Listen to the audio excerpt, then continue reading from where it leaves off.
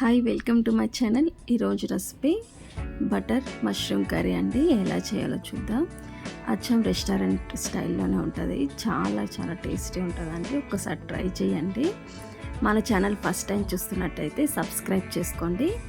నేను దీనికైతే ఒక 200 గ్రాముల మష్రూమ్స్ తీసుకున్నాను. ఈ మష్రూమ్స్ నీట్గా ఒక 2 సార్లు కడుక్కోవాలి. కొద్దిగా మట్టి ఉంటుందండి, చూసి కడుక్కోండి.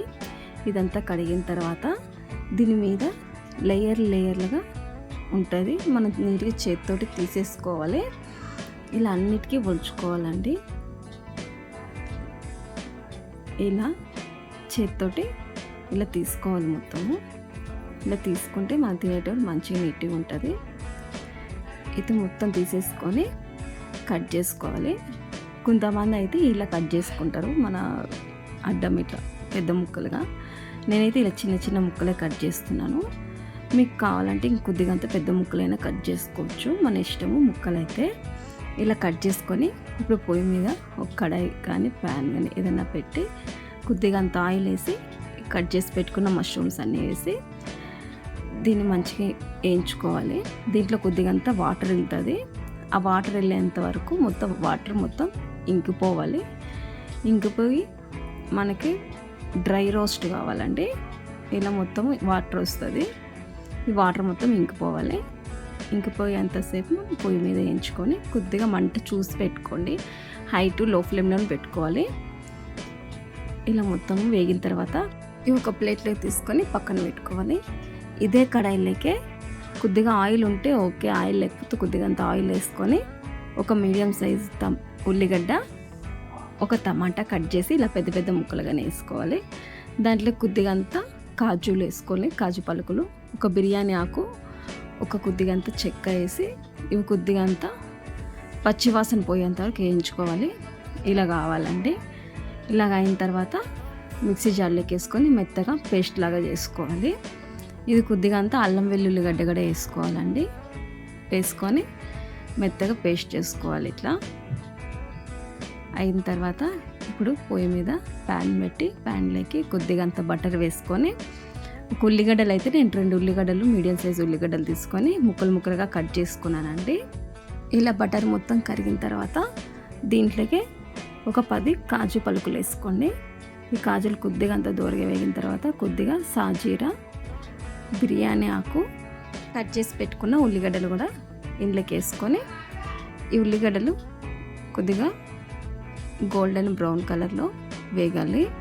అయితే మంట హై టు లో ఫ్లేమ్లో పెట్టుకోండి. పెద్ద మంట పెట్టినా మాడిపోతాయి.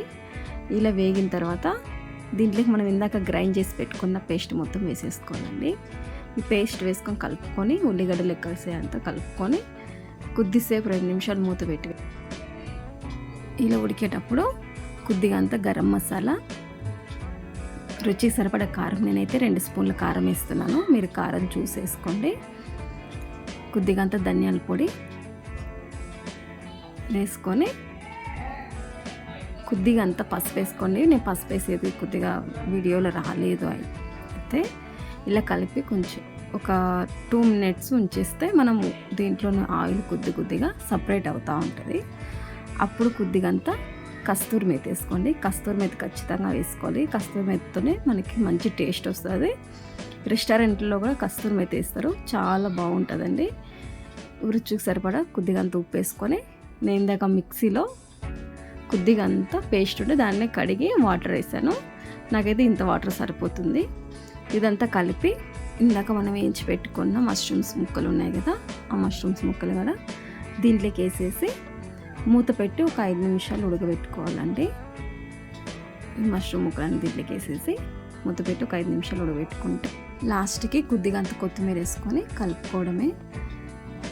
ఇలా ఉడికితే చాలండి. మీకు ఇంకా దగ్గర పడాలంటే ఇంకా కొద్దిసేపు పొయ్యి మీద పెట్టుకుంటే ఇంకా చిక్కబడుతుంది. ఇలా ఉంటేనే రైస్ లెగ్ కానీ మనకు చపాతీ లెగ్ కానీ పూరి లెగ్ కానీ చాలా బాగుంటుంది. ఖచ్చితంగా ట్రై చేయండి. ఎలా వచ్చిందో కమెంట్ సెక్షన్లో నాకు కమెంట్ చేయండి. నచ్చితే లైక్ చేసి మన ఛానల్ ఫస్ట్ టైం చూస్తున్నట్టయితే సబ్స్క్రైబ్ చేసుకోండి. లాస్ట్కి కొద్దిగా అంత బటర్ వేస్తున్నాను, మంచి టేస్ట్ ఉంటుంది. లాస్ట్లో వేసుకొని ప్లేట్లోకి సర్వ్ చేసుకొని, నేనైతే చపాతీ తందూరి రోటీలాగా చేశాను, గోధుమ పిండితోటి చేశానండి. దీంట్లో బాగుంటుందని. ఎంతో నోరూరించే బటర్ మష్రూమ్ కర్రీ రెడీ. ఖచ్చితంగా ట్రై చేయండి. చాలా చాలా బాగుంది. అయితే టేస్ట్ చూసానండి, చాలా బాగుంది. రోటీతో తింటుంటే మనము బగారా రైస్ చేసుకొని బగారా రైస్లో కూడా తినొచ్చు. ఒకసారి ట్రై చేయండి. నేనైతే తింటున్నానండి, అచ్చం బయట రెస్టారెంట్ టేస్ట్ లాగానే ఉంది. ఖచ్చితంగా ట్రై చేయండి.